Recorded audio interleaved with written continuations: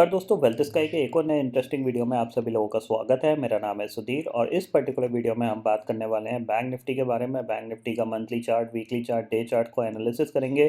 साथ ही साथ अंडरस्टैंड करने की कोशिश करेंगे कि बैंक निफ्टी का प्राइस एक्शन कैसा बन रहा है और कल का मंडे का ट्रेडिंग सेशन बैंक निफ्टी के लिए कैसा रह सकता है। ठीक है, सबसे पहले हम बात करते हैं ऑप्शन चेन डाटा की। ऑप्शन चेन डाटा में अगर हम बैंक निफ्टी का ऑप्शन चेन डाटा देखें तो यहाँ पे हमें क्या देखने को मिलेगा उसको हम अंडरस्टैंड करते हैं।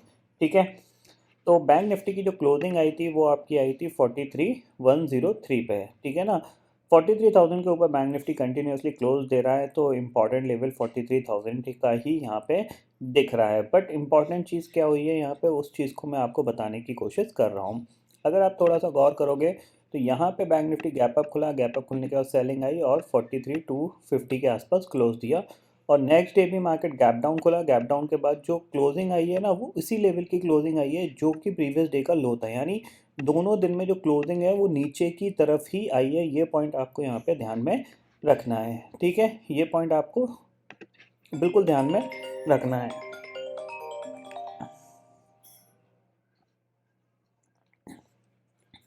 अब ऑप्शन चेन डाटा पे चलते हैं, तो ऑप्शन चेन डाटा को देखते हैं। यहाँ पे सबसे पहले तो बैंक निफ्टी का ऑप्शन चेन डाटा में अगर आप देखोगे तो 43,000 की कॉल पे आपको 30 लाख का ओपन इंटरेस्ट दिख रहा है। 43,000 की कॉल पे और 4300 की कॉल पे आपको 43,100 की कॉल पे आपको 14 लाख का ओपन इंटरेस्ट दिख रहा है।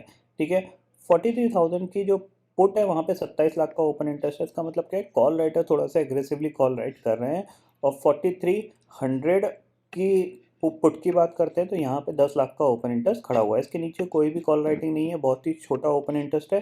पुट में भी इतना बड़ा ओपन इंटरेस्ट नहीं है जिसको हम यहाँ पे वैल्यू दें। इंपॉर्टेंट ओपन इंटरेस्ट यहाँ पे सिर्फ 43,000 की पुट पे है, ये चीज़ आप क्लियरली समझ लीजिए। यानी जो भी इम्पॉर्टेंट लेवल है वो सबसे ज़्यादा इम्पॉर्टेंट लेवल है आपका 43,000 का। ठीक है, ये पॉइंट ऑप्शन चेन डाटा में हमें क्लियरली समझ में आ रहा है। अगर यहाँ पे ऊपर मार्केट को जाना है तो जाहिर सी बात है, जो पुट राइटर्स हो उनको एटलीस्ट 43,400 और 43,500 के लेवल पे पुट राइटिंग करना स्टार्ट करना पड़ेगा। तभी हम एक्सपेक्ट कर सकते हैं ऊपर की साइड ये फिर 600 या 700 की तरफ बढ़ सकता है। ठीक है, इतना समझ में आ गया। चार्ट पे चलते हैं, चार्ट को अंडरस्टैंड करते हैं। तो यहाँ पे सबसे पहले हम मंथली चार्ट लगाते हैं। तो मंथली चार्ट में हमें क्लियरली दिख रहा है एक कंटिन्यूसली इसने काफ़ी अच्छा मोमेंटम दिखाया है पॉजिटिव प्राइस एक्शन के साथ। तो यहाँ पे अब जो मंथ की जो कैंडल स्टार्ट हुई है वो एक रेड कैंडल स्टार्ट हुई है। अब ये नेगेटिव कहाँ पे होगी, किधर होगी, ये इंपॉर्टेंट लेवल होगा जिसके नीचे ये नेगेटिव होता हुआ दिखाई दे सकता है। तो इस पर आप ज़रूर फोकस कर सकते हो।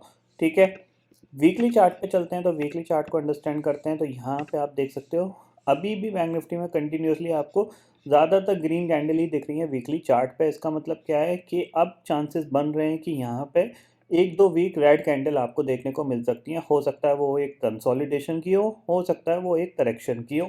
तो थोड़ा सा आपको इस चीज़ पे मॉनिटर रखना है। ठीक है, यानी वीकली चार्ट पे जो ओवरऑल प्राइस एक्शन बना है वो स्टिल पॉजिटिव बना हुआ है। बट इम्पॉर्टेंट चीज़ क्या है कि ऑलरेडी ये स्ट्रेच हो चुका है और अब ऊपर नहीं जा पा रहा है, क्योंकि आप देख सकते हो इसने जब लाइफ टाइम हाई क्रॉस किया तो वहाँ से इसको 1200-1300 पॉइंट चलने में बहुत मेहनत करनी पड़ी। Almost 1 week, 2 week, 3 week, 4 week लग चुके हैं। हालांकि इसका सबसे बड़ा रोल ये भी है कि विक्स जो है वो ऑलमोस्ट 14 पे है और 14 के विक्स पे जो मंथली मूवमेंट कैलकुलेशन करें तो कहीं ना कहीं वो सिर्फ 2 से 2.5%, 3% का ही रहता है। ठीक है, इतना समझ में आ गया। डे चार्ट पे चलते हैं। तो डे चार्ट का सिनेरियो देखते हैं कि कल के लिए हमारे पास डे चार्ट पे कैसे सिग्नल रहेंगे। तो सबसे पहला जो इम्पोर्टेंट पॉइंट है वो यही है कि आपका क्या हुआ, एक्सपायरी वाले दिन आप ऊपर खुले, ऊपर खुल के आप नीचे आए और क्लोजिंग आई आपकी 43,250 के करीब। नेक्स्ट डे आप गैप डाउन खुले, आप नीचे गए, उसके बाद जो आपकी क्लोजिंग आई वो आई आपकी 43,103 पे। यानी प्रीवियस क्लोजिंग से हम करीब करीब यहाँ पे 150 पॉइंट नीचे बंद हुए हैं। ठीक है, अब यहाँ पे डिपेंड करेगा कि ये दोबारा से 43,000 को ब्रेक करता है या नहीं करता है। ये हमारे लिए सबसे बड़ा क्वेश्चन है, क्योंकि अभी तक जाहिर सी बात है मार्केट कुछ ना कुछ ऐसा इवेंट का इंतज़ार कर रहा है जो कि मार्केट को मेक और ब्रेक लेवल पे ले जा सकता है। और जैसा कि आपको पता है कल से जो सीरीज स्टार्ट होगी उसमें क्या है कि मल्टीपल इवेंट्स हैं। आपको आरबीआई की क्रेडिट पॉलिसी आती हुई दिखाई देगी, फिर आपको गुजरात इलेक्शन का आउटकम आता हुआ दिखाई देगा। हालांकि गुजरात इलेक्शन का मैक्सिमम जो आउटकम है वो बीजेपी के फेवर में ही रहेगा, बट वो भी एक इम्पॉर्टेंट इवेंट है जिसके आने पे मार्केट थोड़ा सा शॉर्ट अप हो सकता है और गिर भी सकता है। ठीक है, बट आरबीआई की क्रेडिट पॉलिसी बैंक निफ्टी के लिए इंपॉर्टेंट रहेगी, क्योंकि जाहिर सी बात है इंटरेस्ट रेट हाइक होंगे। अब वो कितने होते हैं ये डिपेंड करता है। अगर 0.25 0.35 तक होते हैं तब तक कोई प्रॉब्लम नहीं है। अगर गलती से 0.50 होते हैं तो फिर यहाँ पे प्रॉब्लम रहेगी, फिर एक करेक्शन आपको देखने को मिल सकता है। ठीक है, 15 मिनट के चार्ट पे चलते हैं। तो यहाँ पे आप समझने की कोशिश करो। देखो, सबसे पहली चीज़, अगर आप यहाँ से फोकस करोगे, यहाँ से आपका लो बना था, ठीक है, यहाँ से आपका लो बना, ये एक ट्रेंड लाइन है जिसको हम यहाँ पे खींच लेते हैं। ये मोस्ट इम्पॉर्टेंट ट्रेंड लाइन है जो पूरे ट्रेंड को होल्ड कर रही है। ठीक है, उसके बाद अगर आप यहाँ से भी देखोगे तो यहाँ से एक ट्रेंड लाइन खींचोगे तो ये लो अगर आप मिलाओगे तो ये ट्रेंड लाइन भी आपकी इम्पॉर्टेंट रहेगी। यानी कहीं ना कहीं आपके लिए ये जो लेवल है सबसे ज़्यादा इम्पॉर्टेंट है, जो कि है आपका 42,760 का। इसके नीचे क्लोज आना मतलब सीधा सीधा टारगेट जो आपके लिए खुलेगा वो आपका 42,000 और 41,000 के ओपन होंगे। ठीक है, ये पॉइंट समझ में आ गया। यानी 42,700 के नीचे अगर मार्केट ट्रेड करना स्टार्ट करेगा बैंक निफ्टी, तो आपको सिंपल सी चीज़, एक शॉर्ट बनाना है और शॉर्ट को कैरी फॉरवर्ड भी करना है कम से कम 700 से 1000 पॉइंट के लिए।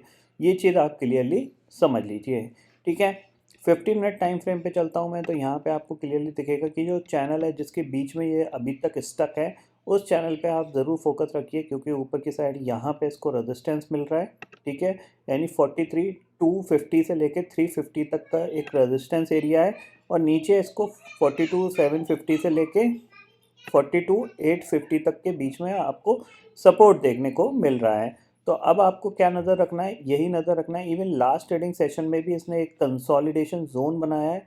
तो इस जोन के अगर ये बाहर निकलने की कोशिश करता है, खासकर डाउन साइड पे निकलने की कोशिश करता है, तो डेफिनेटली आपको सेल करना है। 43,150 का स्टॉप लॉस लगा के आप इसको सेल कर सकते हो। टारगेट मैंने बताया आपको, बड़े टारगेट हैं नीचे की साइड के, वो हो सकता है आपको मिल जाएं, क्योंकि हो सकता है आरबीआई क्रेडिट पॉलिसी आने से पहले एक सेलिंग देखने को मिल सकती है, क्योंकि मार्केट बहुत ऑलरेडी ऊपर ट्रेड कर रहा है। और हो सकता है यहाँ पे जो जिन्होंने नीचे से बाइंग करी है, तेज़ी करी है, वो अपना प्रॉफिट बुक कर सकते हैं। एक इम्पॉर्टेंट इवेंट है, और पिछले ऑलमोस्ट 1-2 महीने में अगर देखा जाए तो हमारे मार्केट में कोई भी इवेंट नहीं आया है जिसकी वजह से हमारा मार्केट कंटिन्यूसली रैली में रहा है। यानी कोई भी अनसर्टिनिटी नहीं रही है, बट अब अनसर्टिनिटी है। तो हो सकता है जब all is well then it's time to sell, तो वो कंडीशन यहाँ पे अप्लाई हो सकती है। ठीक है, यानी आपके लिए जो इम्पोर्टेंट लेवल है 42,950 के नीचे आप सेल करिए। पहला टारगेट आपके पास है 42,750 का, और 750 के नीचे ट्रेड करना स्टार्ट करता है और क्लोजिंग देता है तो आप अपने शॉर्ट को कैरी फॉरवर्ड कर सकते हो 42,000 के लिए। ये चीज़ आप क्लियरली समझ लीजिए। बाइंग के लिए मैं फ़िलहाल इंटरेस्टेड नहीं हूँ बाइंग के लिए, क्योंकि अगर देखा जाए तो कहीं ना कहीं निफ्टी बैंक निफ्टी ऑलरेडी काफ़ी ज़्यादा चल चुके हैं, और ऊपर के लेवल पे थोड़ा सा प्रेशर रहेगा। भले वो इंस्टेंटली यहाँ से और 1-8% चल जाए, यहाँ पे कोई प्रॉब्लम नहीं है, बट थोड़ा सा प्रेशर ऊपर की तरफ आपको देखने को ज़रूर मिलेगा। तो ये पर्टिकुलर पॉइंट आपको बैंक निफ्टी के फोकस रखने हैं, कल से जो नया वीक स्टार्ट हो रहा है उसके अंदर। ठीक है, ग्लोबल मार्केट की सिचुएशन यहाँ पे मैं आपको बता देता हूँ। जो ओवर द नाइट जो फ्राइडे का ट्रेडिंग सेशन था, यूएस जॉब डाटा आने के बाद एक शार्प गिरावट देखने को मिली थी डाउ के अंदर करीब 450 पॉइंट की। वहाँ से पूरी रिकवरी आके 34 पॉइंट प्लस बंद हुआ। और नैस्डैक की बात करें तो नैस्डैक में भी करीब 200 पॉइंट की गिरावट देखने को मिली थी, जो कि सिर्फ 20 पॉइंट की गिरावट के साथ क्लोज हुआ। तो ग्लोबल क्यूज थोड़े से पॉजिटिव ही हैं, वहाँ पे कोई ऐसी अनसर्टिनिटी नहीं देखने को मिल रही है। इवन जो S&P 500 विक्स है वो 19 के करीब पहुँच गया है, जो कि ये बता रहा है कि आगे आने वाले दिन थोड़े से एक कंसोलिडेशन के रहेंगे या फिर पॉजिटिव रहेंगे। तो हमारे लिए ज़्यादा कुछ चेंजेस नहीं है, बट हमारे खुद के पर्सनल इवेंट हैं जो कि हमें मेक और ब्रेक लेवल पे ले जा सकते हैं। तो ये पॉइंट आपको यहाँ पे ध्यान में रखना है। तो आई होप दोस्तों ये पर्टिकुलर डाटा आपको समझ में आ गया होगा। दोस्तों फिलहाल इस वीडियो में इतना ही है।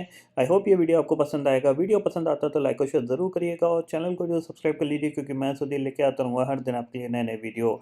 इसी के साथ शुक्रिया दोस्तों, जय हिंद।